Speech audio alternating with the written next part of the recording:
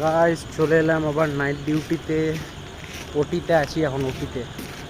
তো দেখি যা যা কাজ বাকি আছে সেগুলো করতে হবে। So hey guys, welcome to my new blog. আজকের সকালে দিন ডিউটিতে যারা ছিল তারা ভাটির গেটটা খুলিয়ে গেটের ভিতরে জমে থাকা ডাস্টগুলোকে পরিষ্কার করে নিয়েছে। তো এখন আমরা গেটগুলোকে লাগিয়ে বোল্টগুলো টাইট করে দেবো। সকালবেলায় একটা রোলা ভেঙে গেছিলো আর অন্য রোলাও ছিল না, যেই কারণে প্ল্যান্ট এখন বন্ধ আছে আর সেকশন হচ্ছে। তো আমরাও আমাদের কাজে চলে এলাম।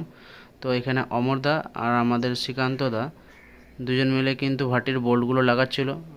আমাকে দেখে এবার শ্রীকান্তদা হাসলো একটু, বললো অনেক দিন পর দেখা হয়েছে, তো তাই আজকে অনেক দিন পর সবার সঙ্গে দেখা, তো তাই সবাই একটু খুশি আছে, যেহেতু পুরনো ছেলে ফিরে এসছে তাই সবাই একটু খুশি আছে।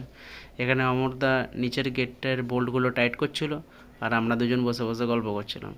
তো অমরদা বোল্ট টাইট করছিল, আমি গল্প করা হয়ে গেল, তারপর আমিও অমরদার সাথে হাত লাগাতে চলে এলাম। আমিও ফটফট করে বোল্টগুলো টাইট করে দিলাম। তো যাই হোক, এদিকে গল্পও চলছে, এদিকে হাতও চলছে। দুজন মিলে গল্প করতে করতে কাজ করলে কি হয়, কাজটা একটু তাড়াতাড়ি হয়। তো আমাদের নিচের গেটের বোল্টগুলো টাইট করা হয়ে গেছে, এখন আমরা উপরের গেটের বোল্টগুলো টাইট করে নেবো। ভাটির কাজ শেষ করার পর অন্য আরও কাজ ছিল, যেগুলো শেষ করতে করতে সকাল হয়ে গেছে। তো আমরা এখন যাচ্ছি চা খেতে। তো আমাদের চা খাওয়া হয়ে গেছে আর চা খেতে খেতে হয়ে গেছে সকাল 8টা। তো চলো দেখা হচ্ছে আবারও একটি অন্য ব্লগে। ততক্ষণে যে সবাই ভালো থেকো, টাটা।